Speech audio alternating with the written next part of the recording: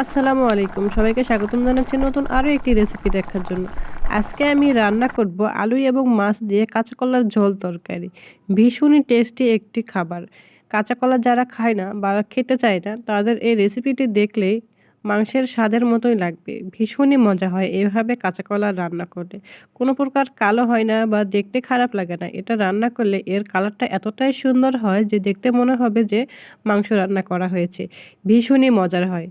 ভীষণই হেলদি একটা খাবার। যারা কাঁচা কলা খেতে পছন্দ করে না তাদের জন্য আমার আজকের রেসিপিটি। সো ভিউয়ার, চলুন কাঁচা কলা দিয়ে মাছের ঝোলের রেসিপিটি দেখে নেওয়া যাক।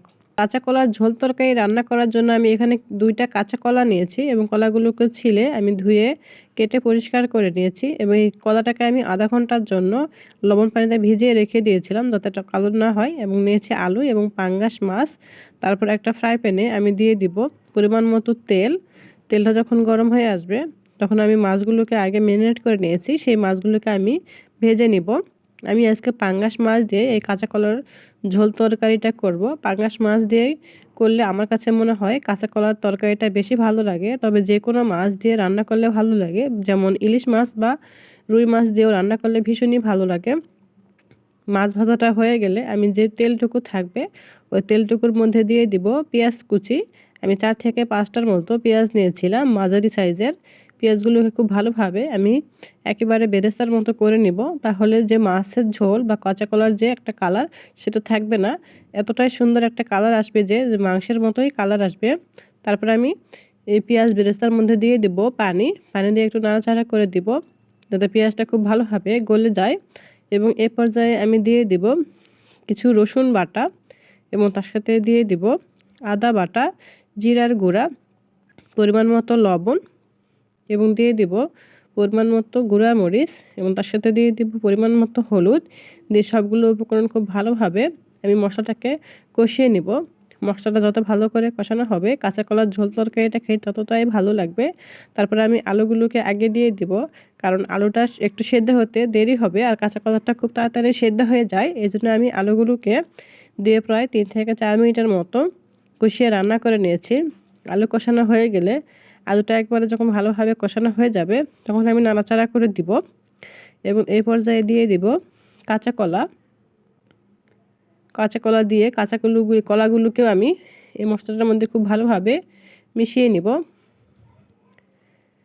কিছুক্ষণ মেশানো হয়ে গেলে তখন আমি দিয়ে দিব পরিমাণ মতো পানি। পানিটা দেওয়া হয়ে গেলে আমি ঢাকনা দিয়ে ঢেকে রান্না করে নিব। প্রায় 5 মিনিটের মতো আমি ঢাকনা দিয়ে কাঁচা কলাগুলোকে এবং আলুগুলোকে রান্না করে নিয়েছি। তারপর ঢাকনাটা উঠিয়ে সবগুলো উপকরণকে আমি আবারও একবার খুব ভালো করে কষিয়ে রান্না করে নেব। ঝোলটা একেবারে যখন কমিয়ে আসবে দেখতে মনে হবে যে একটা মাংসের মতো একটা কালার আসবে এবং খুবই ভালো লাগবে দেখতে। এ পর্যায়ে আমি দিয়ে দিব পরিমাণ মতো ঝোলের জন্য পানি। ঝোলটা আপনারা একেবারে দিবেন, তাহলে কলাটাও সিদ্ধ হয়ে আসবে এবং তরকারিটাও হয়ে আসবে। এইভাবেই দিবেন।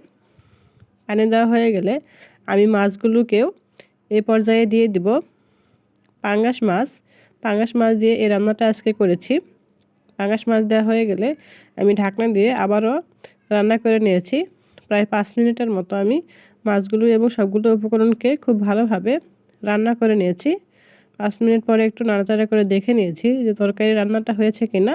তরকারিটা অনেকটাই রান্না হয়ে এসেছে, ভীষণই ভালো লাগে। এই সময় আমি কাঁচামরিচ দিয়েছি, তাতে কাঁচামরিচের যে একটা ফ্লেভার সেটা কাঁচা কলার সাথে খুব ভালোভাবে যায়, এজন্য দিয়েছি। তারপর আমি দিয়ে দেবো কিছু ধনিয়া গুঁড়া এবং জিরার গুঁড়া। দিয়ে আমার রান্নাটা হয়ে গিয়েছে মাছ দিয়ে কাঁচা কলার ঝোল তরকারি। আলু এবং মাছ দিয়ে কাঁচা কলার ঝোল তরকারিটা কিন্তু ভীষণই ভালো লাগে। তারপর আমি পরিবেশনের জন্য উঠিয়ে নেব আলু এবং মাছ দিয়ে কাঁচা কলার ঝোল তরকারি। অত্যন্ত মজার একটা রেসিপি। যারা এইভাবে আলু এবং মাছ দিয়ে কাঁচা কলার ঝোল খেতে পছন্দ করেন তাহলে অবশ্যই ভালো লাগবে আমার রেসিপিটি। আমার রেসিপিটি যদি ভালো লেগে থাকে তাহলে অবশ্যই আমার চ্যানেলটাকে সাবস্ক্রাইব করবেন এবং পাশে থাকা বেল আইকনটি বাজিয়ে দেবেন। এবং আমার চ্যানেলের সম্পূর্ণ ভিডিও সবার আগে দেখার জন্য অবশ্যই বেল আইকনটি বাজিয়ে রাখবেন। Thank you watching my video.